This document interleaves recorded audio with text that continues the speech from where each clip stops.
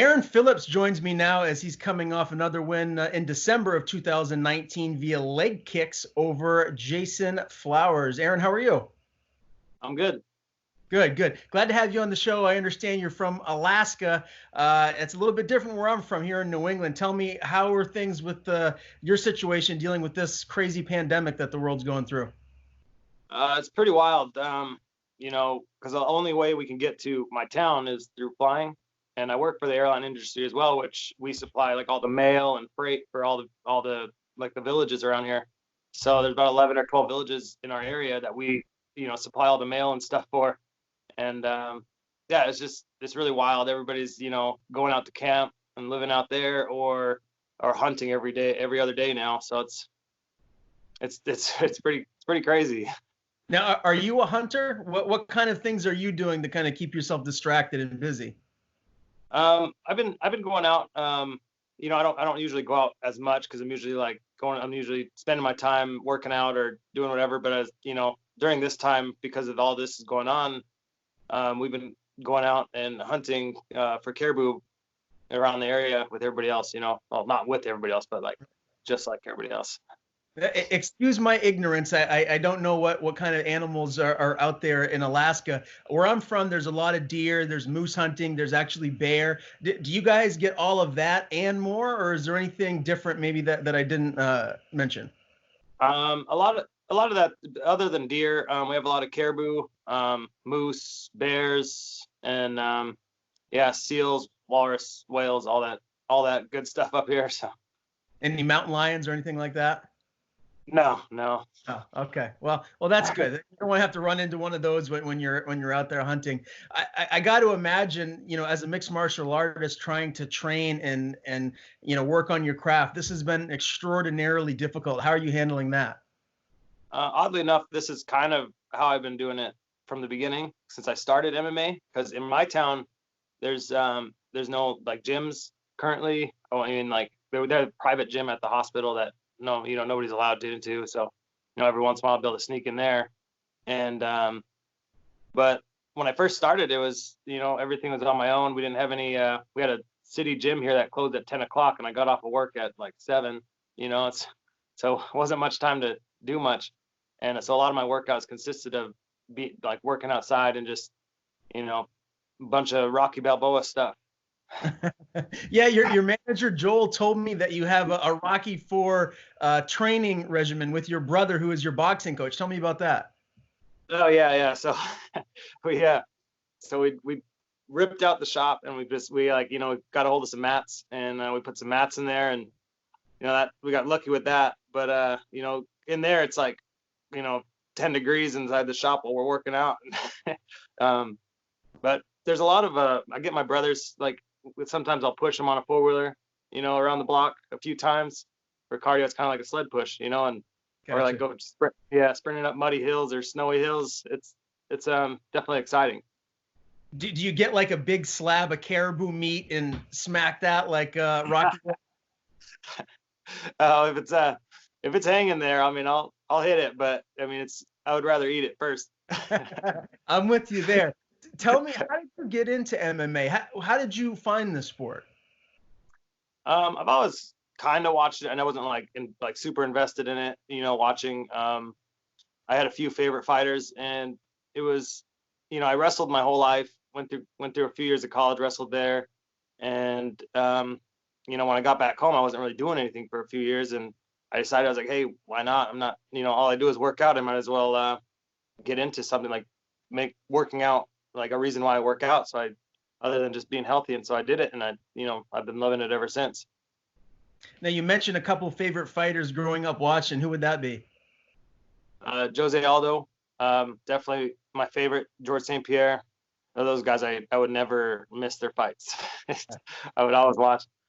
GSP is my all-time favorite mixed martial artist. Second place isn't even close.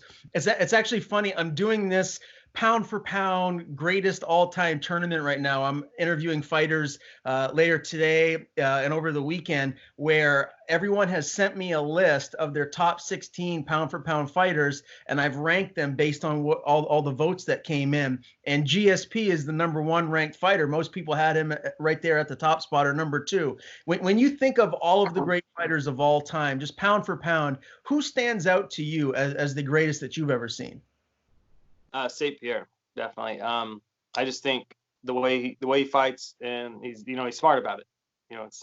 It's just he's dominant. It's the kind of fighting I like. Yeah. So when you look at yourself as a fighter, are you trying to model yourself after a George St. Pierre? I mean, you said you were a wrestler.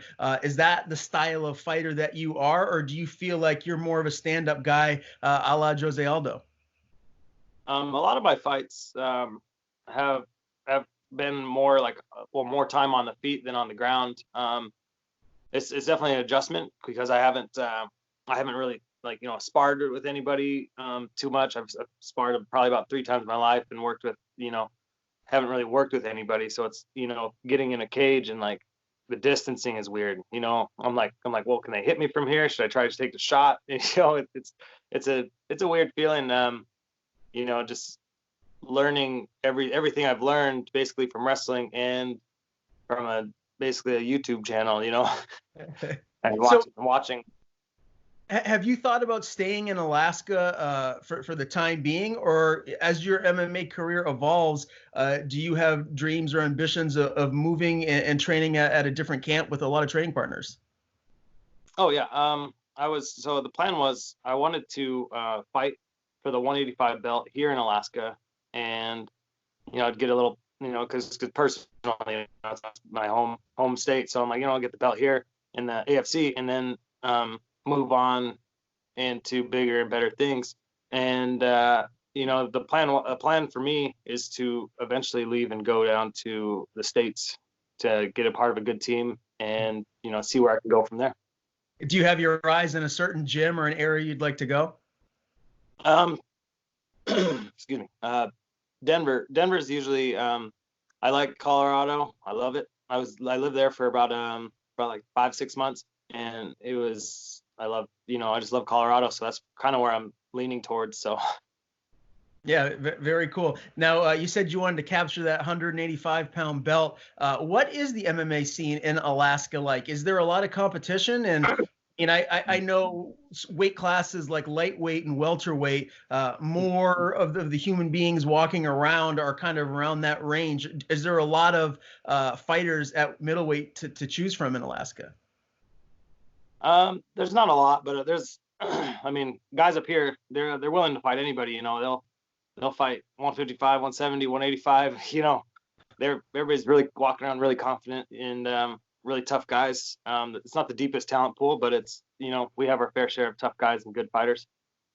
So what is that weight cut for you to get to middleweight? Is it pretty easy? What do you walk around at? I usually walk around about 205, 210, and it's, it hasn't been a hard weight cut yet. So that's good. I've been doing it right. That's good to hear. How tall are you? What's that? How tall are you? 6 foot. 6 foot. So do you feel like middleweight is going to be your weight class moving forward as you progress in your career and maybe you're fighting at higher levels? Would you entertain cutting down and maybe changing your body composition to get down and fight at welterweight if it would benefit you? If it benefits me, I would do it.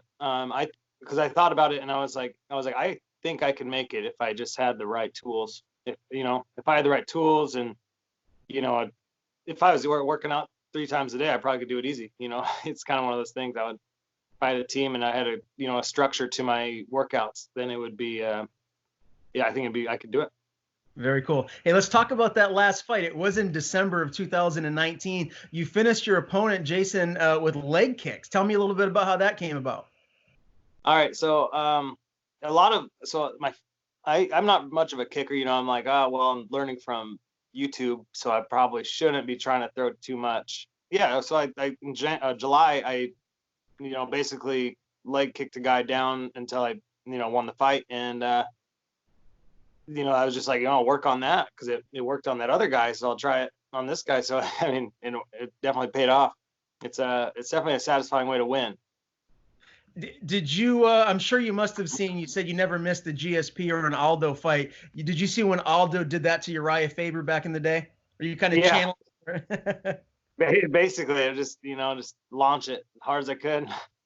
Nice. Yeah, very cool. Well, you got that when you improved to 5-1 now in your career. And after that, I understand you took 2 matches back to back and stepped out of your comfort zone, a grappling match and a Muay Thai match. Tell me about how that came about.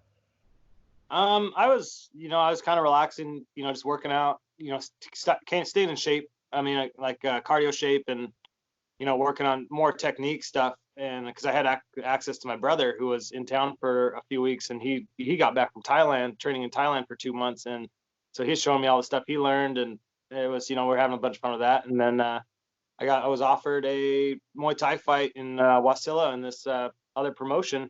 And, I took it, and I was like, all right, I'm not doing anything, and I'll be down in Anchorage that week. Why not? Did you surprise yourself? Were you impressed, or I guess did you expect to go in there and do what you did? Well, yeah, I was going in there, and I was like, if anything, I'll chop this guy down at the legs, like just like the last guy. And I did that, and that's basically how it ended. It was definitely a lot of fun though. That's great to hear. Well, clearly you have a bright future here in this sport, already off to a phenomenal start. I know it's tough to kind of guess and predict when you want to fight next, but if the world gets back to normal and we can start booking fights again, in a perfect world, when would you like to fight again next? And will you get that middleweight title shot that you want? I would like to get back to it as soon as I'm able. It's if Alaska's gonna if the place is gonna offer the belt here, I will take it. But my focus now is outward. I want to move. I want to get start building more of a name outward. And but if Alaska's offering it right away, I'll take it. Now, Joel tells me that you are Alaska's best kept secret. Where do you envision yourself a year, 2, 3 from now? Do you think that we're going to see you on the grand stage of the UFC, or are we going to see you in Bellator, PFL? What are your hopes and your goals here? My hopes, dreams, and goals lie with the UFC. That's where I want to be, and that's what I'm working for. And I have no doubt I'll make it there eventually. Do you like the Contender Series route or the Ultimate Fighter house? Do either one of those excite you, or would you rather just kind of get in there on your own validity by winning fights and just signing you outright? The Contender Series is pretty awesome. I mean, I like watching it. I think it's pretty cool. I know a couple guys that were on that show, and I was. It's kind of something I want to do. I think it'd be awesome to be on and to try to make it through there. But also, the Ultimate Fighter is pretty cool too. I've interviewed Brendan Allen quite a few times. He's a guy that made a name there on Contender Series and now is undefeated in the UFC. When you look at guys like that, although he's a little bit further ahead and he's in the UFC now, how do you feel like you compare to guys like that at this point in your career?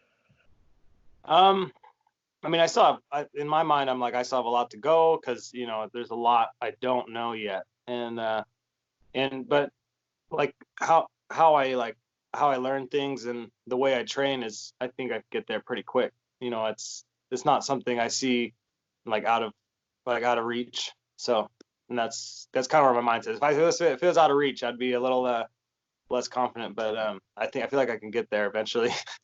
Yeah, that's right. Believe and achieve. And who knows, you make that move to Colorado here eventually, once you're around a bunch of other teammates and training partners, who knows how you'll evolve. So that'll be interesting to keep an eye on. Well, I definitely appreciate you taking the time to join me here today. Before I let you go, if there's anyone you'd like to thank or any sponsors that you may have, the floor is yours. I would like to thank Joel and Matt, of course, Dodge Sports, a great team. You guys are awesome. And yeah, thank you, sir, for having this interview with me. Hey, I appreciate it. I'll talk to Joel before you book your next fight, and we'll get you on again, bud. All right. Sweet.